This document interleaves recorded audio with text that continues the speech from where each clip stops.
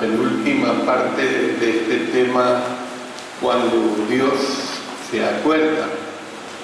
Este día vamos a ver la parte que corresponde a lo que hemos estado estudiando específicamente en relación a las copas, y estamos viendo la tercera copa, que es derramada en las aguas de la tierra. Vimos en primer lugar dos grandes verdades, las que se reflejan en el versículo 7, que la primera es que los que son objeto de la ira de Dios se causan los problemas ellos mismos. Eso lo dejamos bien explicado en la clase anterior. O sea, que dejamos bien claro que toda persona que Dios le aplica su ira es porque ellos son los que causan que Dios les aplique esa ira, o sea, los mismos problemas de ellos.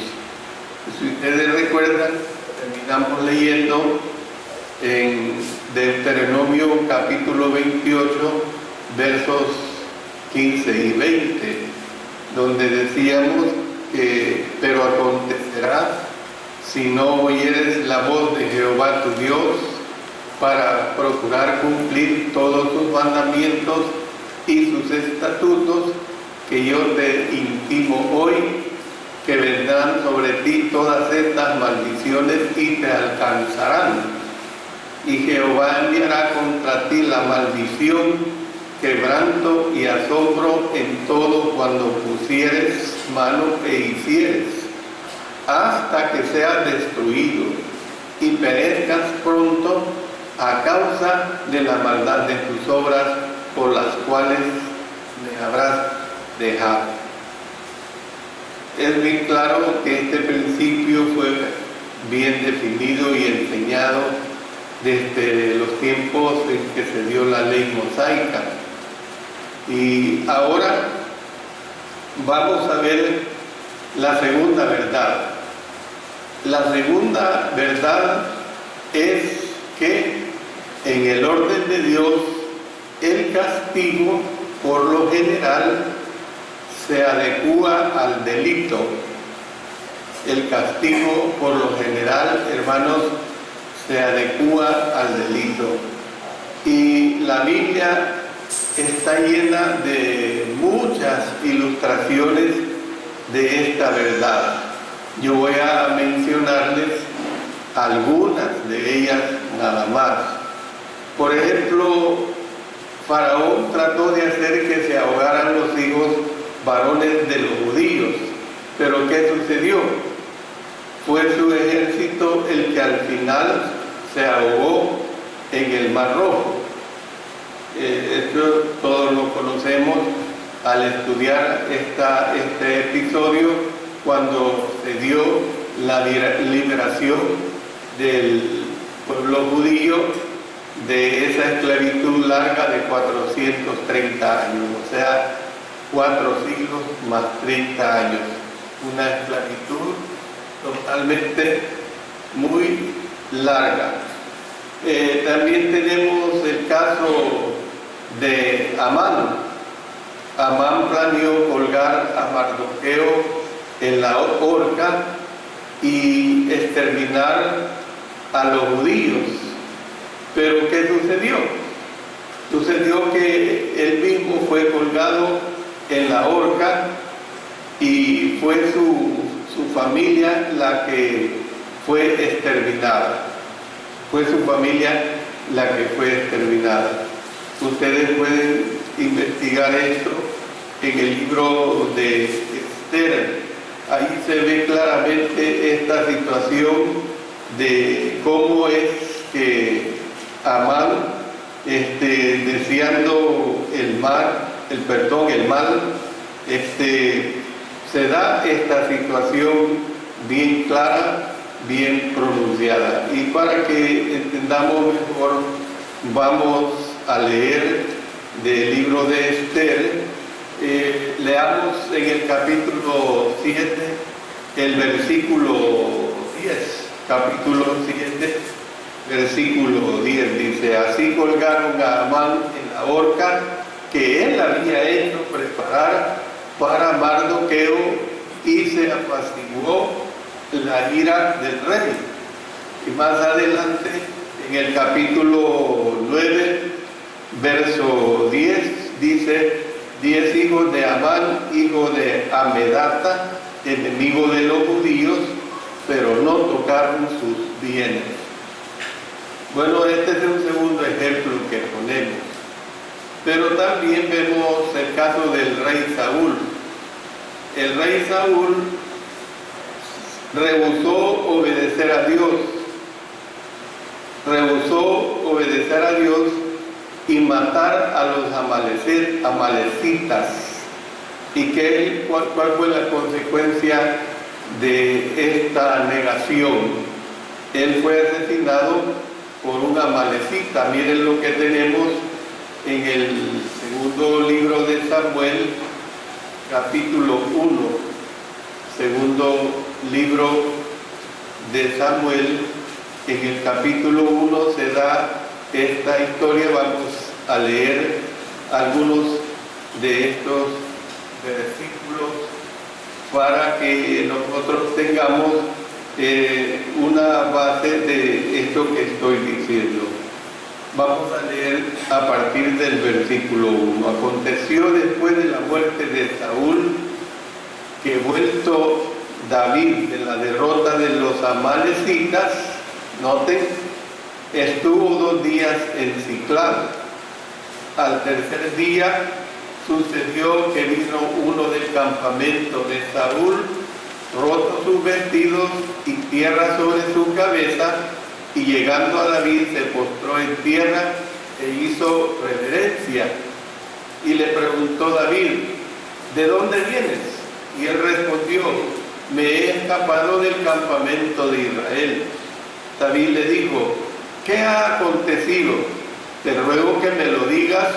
Y él respondió: el pueblo huyó de la batalla, y también muchos del pueblo cayeron y son muertos. También Saúl y Jonatán, su hijo, murieron. Dijo David a aquel joven que le daba las nuevas: ¿cómo sabes que han muerto Saúl y Jonatán, su hijo? El joven que le daba las nuevas respondió: casualmente vine al monte de Gilboa y hallé a Saúl que se apoyaba sobre su lanza, y venían tras él carros y gente de a caballo. Y mirando él hacia atrás, me vio y me llamó, y yo dije: heme aquí. Y me preguntó: ¿quién eres tú? Y yo le respondí: soy amalecita. Él me volvió a decir: te ruego que te pongas sobre mí y me mates, porque se ha apoderado de mí la angustia, pues mi vida está aún toda en mí. Yo entonces me puse sobre él y le maté. Noten que anteriormente ha dicho que es un amalecita, porque sabía que no podía vivir después de su caída. Y tomé la corona que tenía en su cabeza y la argolla que traía en su brazo, y las he traído acá a mi señor.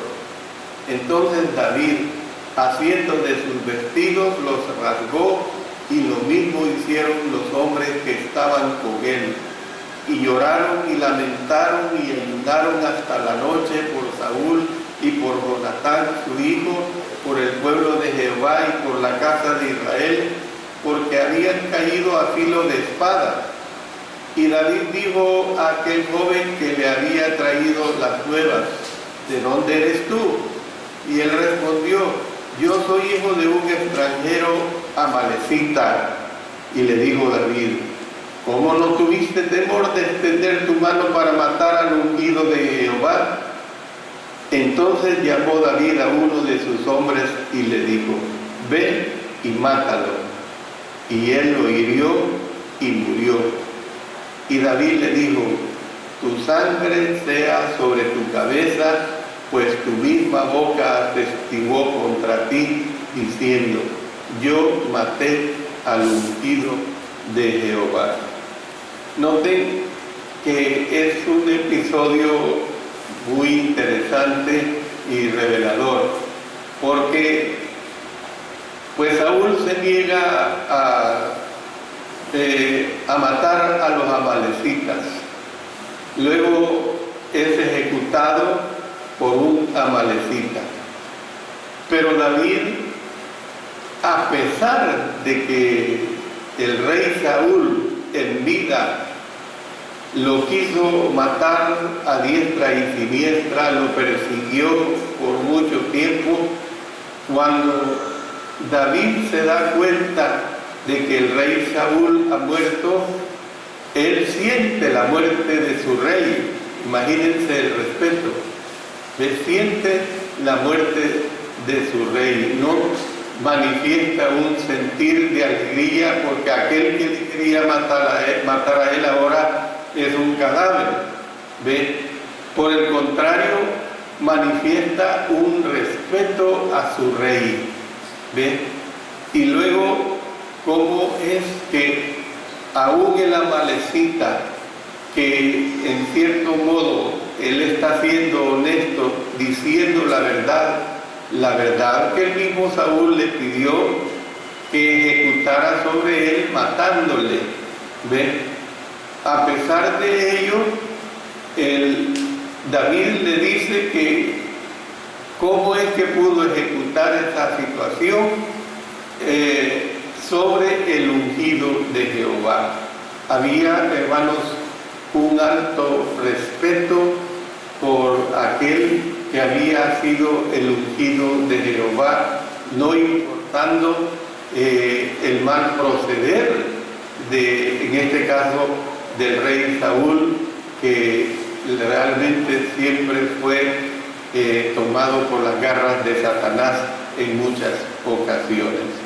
Bueno, estoy presentando nada más estos 3 ejemplos para que entendamos pues cómo es que en el orden de Dios el castigo por lo general se adecúa al delito, y decía que la Biblia está llena de estas ilustraciones de verdad. El caso del faraón, el caso de Amán, el caso del rey Saúl, el caso de este amalecita que no respetó al ungido de Jehová. No vamos a discutir esto porque no corresponde discutir si hizo lo justo o lo injusto. El punto es entender la desobediencia que se da al Señor, y cuando se desobedece, entonces Él se encarga. Entonces, después que el ángel terminó de hablar, el apóstol Juan oyó otra voz, la cual provino de una fuente inesperada. Esta vez, ustedes pueden notar ahí en Apocalipsis 17 que esta vez habló el altar. El altar dice: ciertamente, Señor Dios Todopoderoso, tus juicios son verdaderos y justos. Entonces, este es el altar combinado que vimos anteriormente. Es el altar en el que estaba la sangre de los mártires.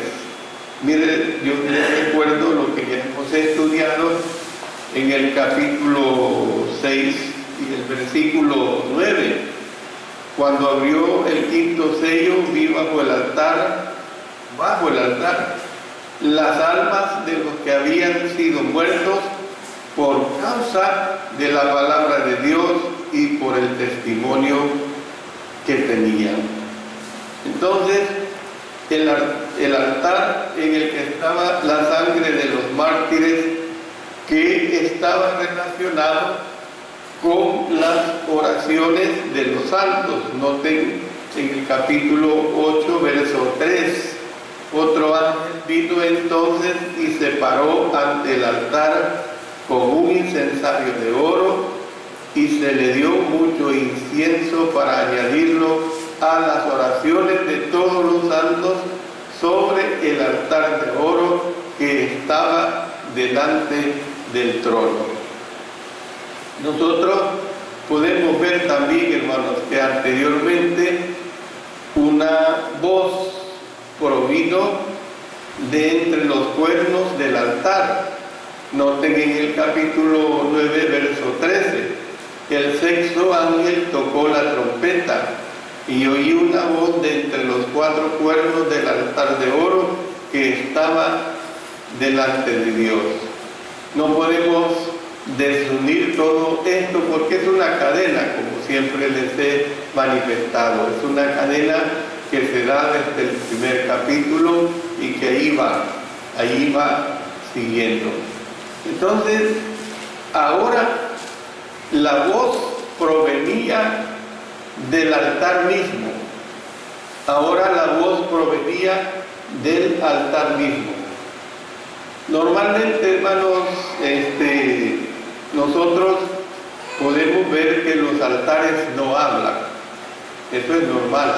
Los altares no hablan, especialmente en aquellos tiempos que se acostumbraba en el templo el altar, el lugar especial donde se llegaba para adorar, para orar. ¿Ven?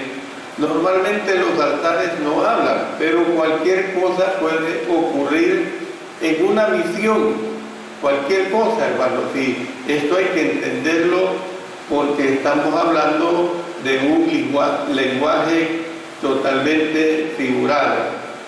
Imagínese usted una boca que se abre al lado del altar, y también imagínese usted las palabras que salen de ella, las palabras que salen de ella. Entonces, el propósito, pues, de la expresión del altar fue añadir peso a las afirmaciones del ángel. ¿Por qué digo que el propósito fue añadir peso a las afirmaciones del ángel? Bueno, tenemos que entender que Dios es justo al derramar su ira. Dios es justo al derramar su ira. Dios no derrama su ira simplemente porque Él es Dios, porque Él es todopoderoso, porque Él tiene el control de todo y porque a Él le agrada derramar su ira. Es decir, porque Él a lo mejor es un masoquista. El masoquista es aquel que se goza con el sufrimiento de los demás y aún con el sufrimiento de él mismo o de ella misma. Ese es el masoquismo. Dios no actúa así, hermano. Dios es justo al derramar su ira. Es decir, que Dios, si va a aplicar su ira sobre usted, sobre mí, es porque es consecuencia de nuestros pecados. Cuando Dios aplica su ira sobre determinadas personas, tenemos que entender, hermanos, que es precisamente por causa de sus pecados. Ahora, yo no estoy hablando de situaciones fortuitas que pasan a la gente que es buena, a la gente que anda en los caminos de nuestro Dios. Yo no estoy hablando de esa situación. Y la enseñanza aquí tampoco no está hablando de esa situación. Está hablando precisamente de aplicar su justicia en aquellos que están en la clara y plena desobediencia a nuestro Señor. Era importante que los receptores originales de Apocalipsis en aquel tiempo supieran que llegado el momento Óigase bien, que llegado el momento, Dios castigaría a los malos y vengaría a su pueblo. Llegado el momento, Dios castigaría al imperio romano, y lo hizo en determinadas situaciones. ¿Ven? Hubo otros ejércitos más poderosos que los romanos que se encargaron de ellos y los destruyeron. También, hermanos, es importante para nosotros hoy en día entender esta situación. Es importante para nosotros hoy en día entender esta situación. Es decir, que se pregone, se hará justicia. Eso es importante. Se hará justicia. Por eso yo siempre he dicho, quien le hace daño a la iglesia, quizás ustedes y yo no veamos en vida el resultado de la aplicación de la justicia, de la ira de Dios justamente sobre aquel o aquellos o aquellas personas que le han hecho mal a la iglesia, que le han hecho mal a determinados cristianos o cristianas fieles. Eso no es el punto. El punto es que Dios un día va a aplicar su justicia, un día Dios va a aplicar su ira. Por toda iniquidad que se haga en la tierra, hermanos, el día de dar cuenta llegará. Eso es algo que se tiene que entender. Por toda lágrima, por ejemplo, de niños inocentes, de niñas que solo se sientan, por ejemplo, en el rincón de un orfanato, y estos niños, cuando ya tienen 7, 8, 9 años, depende de su mente despierta, empiezan a preguntarse qué fue lo que salió mal, por qué yo estoy en un orfanato, por qué yo no tengo una mamá, por qué yo no tengo un papá. Pues Dios se encargará de estos, de estas personas irresponsables que han hecho que estos niños o niñas estén en un orfanato.